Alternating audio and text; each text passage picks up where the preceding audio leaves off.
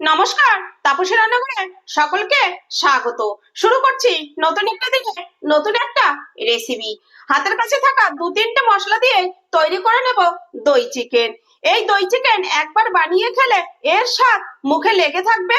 এই দই চিকেনের রেসিপি, আমি দই চিকেনের রেসিপিটি কিভাবে করলাম একদমই সহজভাবে আপনাদের সঙ্গে শেয়ার করব। আর এই রেসিপিটি বানালে ভাত, রুটি, পরোটা, লুচি, ফ্রাইড রাইস সবকিছুর সঙ্গেই পরিবেশন করতে পারবেন। তাহলে আর দেরি না করে চলুন রেসিপিটি শুরু করা যাক। দেখুন, রান্নার জন্য আমি কড়াইয়ের কাছে গ্যাসের কাছে চলে এসেছি। এবার কড়াই বসিয়ে গ্যাস জ্বেলে দিয়েছি। দিয়ে দিচ্ছি এখানে পরিমাণ মতো তেল। আমি রান্নাটা সর্ষের তেলে করছি, আপনারা চাইলে সাদা তেলেও করতে পারেন। আমি দই চিকেন রেসিপি করার জন্য দেখুন তেল দিয়ে দিয়েছি। তেলটা এখানে খুব ভালো করে গরম করে নিতে হবে। একদম সহজভাবে হাতের কাছে থাকা মশলা দিয়ে আমি আপনাদের মুখে স্বাদ লেগে থাকার মতো দই চিকেনের একটি রেসিপি আজ শেয়ার করব। তেল ভালোভাবে গরম হয়ে ধুয়ে উঠছে। এবার আমি চিকেনের পিস গুলো দিয়ে দিচ্ছি। প্রথমে আমি লেগ পিস গুলো দিয়ে দিচ্ছি। এখানে গ্যাস ফুল রেখে চিকেন গুলো হালকা লাল করে ভেজে নিতে হবে। দেখুন, আমি এক পিঠ ভাজা হয়ে গেছে, উল্টে দিচ্ছি। তবে চিকেনটা ভাজার আগে ভালো করে ধুয়ে জলটা ঝরিয়ে নেবেন, না হলে কিন্তু তেল ছিটে গায়ে আসার ভয় আছে। আর চিকেন ভাজার জন্য এখানে নুন ব্যবহার করার দরকার নেই। চিকেন গুলো ভাজা হয়ে গেছে, এখন আমি দেখুন তুলে নিচ্ছি। চিকেনে কিন্তু নুন দিয়ে ভাজতে গেলে বা আঁচ স্লো করে ভাজতে গেলে, আঁচ কমিয়ে ভাজতে গেলে সেক্ষেত্রে চিকেন থেকে জল ছেড়ে দেবে, তাহলে কিন্তু ভাজা ভালো হবে না। বাকি চিকেন গুলো আমি একইভাবে ভেজে নিতে হবে। দেখুন, বাকি চিকেনটাও আমি ভেজে নিয়েছি। এবার তুলে নিচ্ছি। আমি একবার আপনাদের কাছ থেকে দেখিয়ে দিচ্ছি যে কিরকম লাল করে ভাজতে হবে। ঠিক এরকম হালকা বাদামি করে ভেজে নিতে হবে। এবার এই তেলের মধ্যেই দিয়ে দিতে হবে এরকম করে কেটে রাখা মাঝারি সাইজের দুটো পেঁয়াজ। আমি এখানে চিকেন নিয়েছি 600 গ্রাম। আমি সেই হিসাবে পেঁয়াজ, আদা, রসুনটা ব্যবহার করছি। আপনারা চিকেনটা যে পরিমাণ নেবেন সেই হিসেবেই মশলাটা ব্যবহার করবেন, বাড়িয়ে বা কমিয়ে। এবার এখানে 1 ইঞ্চি পরিমাণ আদা এরকম টুকরো করে রেখেছি, সেটাও দিয়ে দিচ্ছি। দিচ্ছি 15 করে কৌড়ি কোয়া রসুন। আমার রসুনের কোয়াগুলো ছোট, তাই আমি 15 থেকে 20 কোয়া নিয়েছি। আপনাদের রসুনের কোয়া যদি বড় হয় তাহলে সেক্ষেত্রে আপনারা 10-12 কোয়া নিলেও হয়ে যাবে। এবার আমি এই আদা, রসুন, পেঁয়াজ 3 থেকে 4 মিনিট স্লো আছে মাঝারি লো টু আছে ভেজে নেব। লো টু মাঝারি আছে। এবার আমি দিয়ে দিচ্ছি এখানে ছোট ছোট 8 থেকে 10টা কাজু বাদাম দিয়ে আবার আমি ভেজে নিচ্ছি। এবার এখানে আমি দিয়ে দেব 10 থেকে 12টা কাঁচা লঙ্কা। এই লঙ্কাগুলোতে ঝাল কম, তাই আমি একটু পরিমাণও বেশি দিলাম। আর আমি একটু ঝাল ঝাল করে এই রান্নাটা করব। আপনারা যেরকম ঝাল খাবেন আপনারা সেভাবেই ঝালটা ব্যবহার করবেন। আর রেসিপিটি স্কিপ করে বা টেনে দেখবেন না, তাহলে কিন্তু একের পরে এক বা স্টেপ বাই স্টেপ যেটা আমি করব সেটা কিন্তু বুঝতে পারবেন না কিভাবে আমি রেসিপিটি তৈরি করছি। আর আপনারা যদি টেনে দেখেন তাহলে বুঝতে পারবেন না, আর পারফেক্ট ভাবে করতেও পারবেন না, ঠিকঠাক স্বাদটাও কিন্তু আসবে না। এবার দেখুন, এই লঙ্কা আর কাজু দিয়ে আমি আরো 2 মিনিট ভেজে নেব। কাজু বাদাম আর কাঁচা লঙ্কা দিয়ে আমি আরো 2 মিনিট ভেজে নিয়েছি। টোটালে সমস্ত মশলাগুলো 5 থেকে 6 মিনিট ভেজে নিয়েছি। এবার তেল ঝরিয়ে তুলে নিতে হবে। এখানে আমি একটা মিক্সিং জার নিয়ে নিয়েছি। এবার যে মশলাটা ভেজে নিয়েছি এটা মিক্সি জারে দিয়ে দিচ্ছি। মশলাটা কিন্তু ঠান্ডা করে নিতে হবে। দিয়ে আমি একদম ভালোভাবে একটা স্মুথ পেস্ট করে নেব। এই তেলটার মধ্যে আমি দিয়ে দেবো আরো 2 টেবিল চামচ সর্ষের তেল। পরে তেলটা দিয়েছি, গরম হয়ে গিয়েছে। এখন কিন্তু আঁচ একদম লো করে দিয়েছি। এবার ফোড়নে দিয়ে দিচ্ছি 3টে এলাচ একটু ফাটিয়ে দিয়েছি, একটা শুকনো লঙ্কা, আর দিয়ে দিচ্ছি 2 টুকরো দারচিনি। এটাই ফোড়নে দিতে হবে। ফোড়নটা কয়েক সেকেন্ড আমি নেড়ে নিচ্ছি। ফোড়ন হয়ে গিয়েছে, এবার দিয়ে দেবো এই যে বেটে রাখা মশলা। এখানে আঁচ একদম কম রেখেই এই কাজটি করতে হবে। এবার দিয়ে দিচ্ছি মশলার বাটি ধুয়ে সামান্য একটু জল। মশলা অনেকটা লেগেছিল, তাই বাটি দিয়ে জলটা দিয়ে দিয়েছি। এবার আঁচটা লো রেখে মশলাটি ভালো করে কষে নিতে হবে, যতক্ষণ মশলার থেকে পারফেক্ট ভাবে সেন্ট আর তেল ছেড়ে না আসছে। আশা করছি আমার এই রেসিপিটি আপনাদের কাছে ভালো লাগবে। রেসিপিটি যদি ভালো লাগে তাহলে একটা লাইক কমেন্ট করবেন, আর খুব বেশি ভালো লাগলে বন্ধুদের সঙ্গে আর পরিচিতদের সঙ্গে শেয়ার করবেন। আর আমার চ্যানেলে নতুন কোনো বন্ধু এসে থাকলে আমার চ্যানেলটি সাবস্ক্রাইব করে পাশে থাকার অনুরোধ রইল। পাশে থাকা বেল আইকনটি প্রেস করে নোটিফিকেশনটি অন রাখবেন। যখনই আমি এরকম নিত্য নতুন ভিডিও আপলোড করব, পৌঁছে যাবে সবার আগে আপনাদের কাছে। এবার মশলাটি আমি ভালো করে কষে নেব। মশলাটি যেহেতু খুব গাঢ়, তাই ছিটে গায়ে আসার ভয় আছে। আমি এখানে মশলাটি ঢাকা দিয়ে দিয়ে কষে নেব, তবে ঢাকা তুলে তুলে মাঝে মাঝে নেড়ে দিতে হবে। এবার ঢাকাটা তুলে নিচ্ছি। দেখুন, যে জলটুকু আমি দিয়েছিলাম, জলটা কিন্তু পুরো শুকিয়ে গিয়েছে। আমি এরকম ঢাকা দিয়ে 5 মিনিটের মতো আমি কষিয়ে নিয়েছি। এখনো কিন্তু আরো কিছু সময় কষাতে হবে।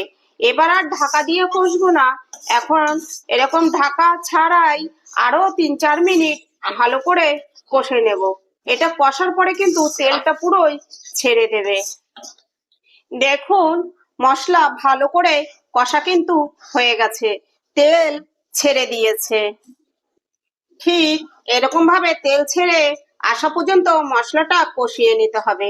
মশলা কষা হয়ে যাওয়ার কারণে মশলা থেকে কিন্তু ভীষণ সুন্দর একটা স্মেল বেরিয়ে এসছে বা সেন্ট বেরিয়ে এসছে। এবার এখানে আমি আগে থেকেই টক দই ফেটিয়ে রেখেছি। এখানে 250 গ্রাম টক দই আমি ফেটিয়ে রেখেছি, কিন্তু এতটা আমি দেব না। আমার টক দইটি ভীষণ টক।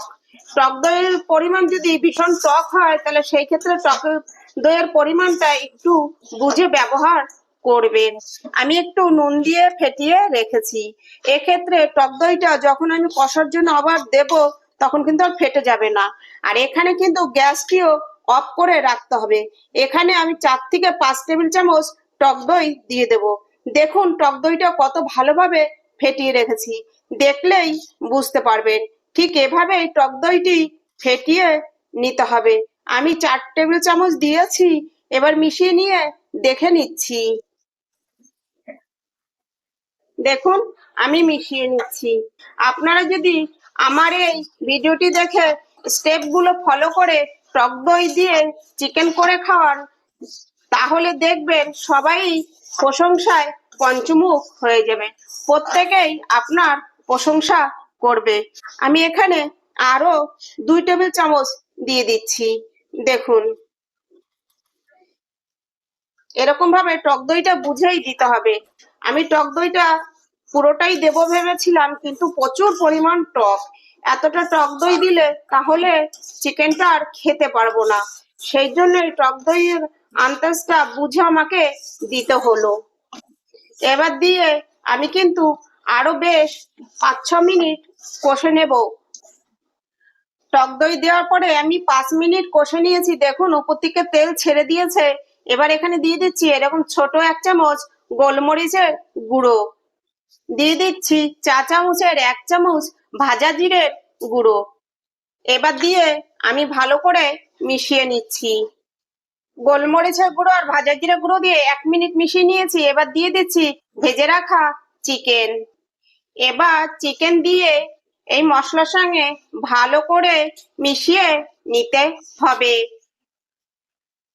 দেখুন, আমি ভালো করে মশলার সঙ্গে চিকেন দিয়ে মিশিয়ে নিয়েছি।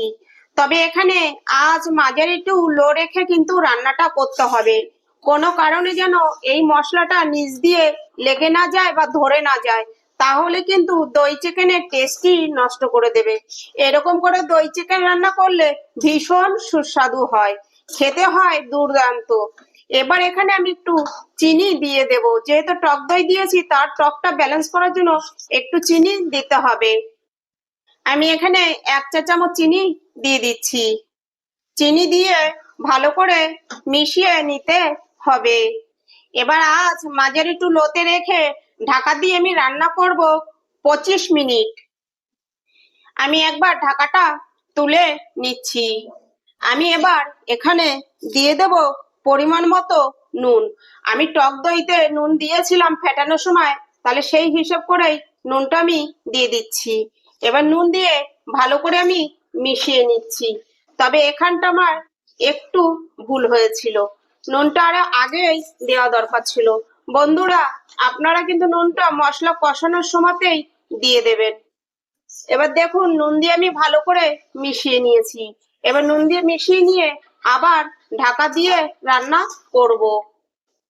আমি একটু জল দিয়ে দিচ্ছি। এই রান্নায় কিন্তু খুব বেশি জল পড়বে না।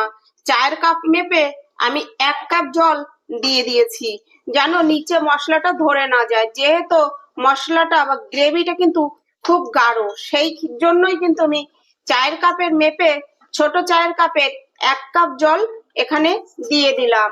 আর এভাবেই 1 কাপ জল দিয়ে দিতে হবে। এবার যেহেতু নুন দিয়েছি, এবার চিকেনটা ঢাকা দিয়ে রান্না করব, এক্ষেত্রে কিন্তু চিকেন থেকেও জল বেরিয়ে আসবে। এবার চিকেনের জল আর এই 1 কাপ জলেই পুরো রান্নাটা করে নিতে হবে। এবার ঢাকা দিয়ে আমি আরো 20 মিনিট রান্না করব। এবার ঢাকা আমি তুলে নিচ্ছি। দেখুন, আমার কিন্তু দই চিকেন একদমই কমপ্লিট। এবার এখানে দিয়ে দিচ্ছি 1/2 চা চামচ গরম মশলা গুঁড়ো, আর দিয়ে দিতে হবে কিছুটা ধনেপাতা কুচি। এবার দিয়ে আমি গরম মশলা ধনেপাতা দিয়ে মিশিয়ে নিচ্ছি। দেখুন, এভাবে চিকেন করে দেখুন, এরকম দই চিকেন খেতে কিন্তু দুর্দান্ত হয়। আর আমি শুধু কিন্তু লেগ পিস আর কয়েকটা নর্মাল পিস দিয়েই করেছি।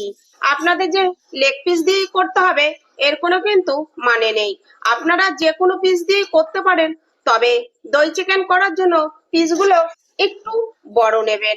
আর আমি যেভাবে রান্না করেছি ভিডিওটি ফলো করে এভাবে করে দেখুন, এর স্বাদ কিন্তু পারফেক্ট হবে আর রেসিপিটিও পারফেক্ট হবে। যাকে করে খাওয়াবেন সে আপনার কাছে রিকোয়েস্ট করবে আবার করার জন্য, আর আপনার প্রচুর প্রশংসা করবে। এবার গরম মশলা আর ধনেপাতা দিয়ে আমি মিশিয়ে নিয়েছি, আর 1 মিনিটের জন্য আমি ঢাকা দিয়ে দমে রেখে দেব, গরম মশলা আর ধনেপাতার সেন্টটা চিকেনের মধ্যে ছড়িয়ে যাওয়ার জন্য। 1 মিনিট পর ঢাকা আমি তুলে নিচ্ছি। দেখুন, পারফেক্ট ভাবে হয়ে গিয়েছে, পুরো তেল ছেড়ে দিয়েছে। তাহলে আমার এই ভিডিওটি আপনাদের কাছে কিরকম লাগলো একটা লাইক কমেন্ট করে অবশ্যই আমাকে জানাবেন। আর আমার নতুন বন্ধুদের কাছে অনুরোধ, আমার নতুন বন্ধুরা সাবস্ক্রাইব করে আমার পাশে থাকবেন। আজ ভিডিওটি এখানেই শেষ করছি। ফিরে আসব নতুন একটা দিনে নতুন একটা রেসিপি নিয়ে। আমি তাপসী, আপনারা দেখছিলেন তাপসীর রান্নাঘর।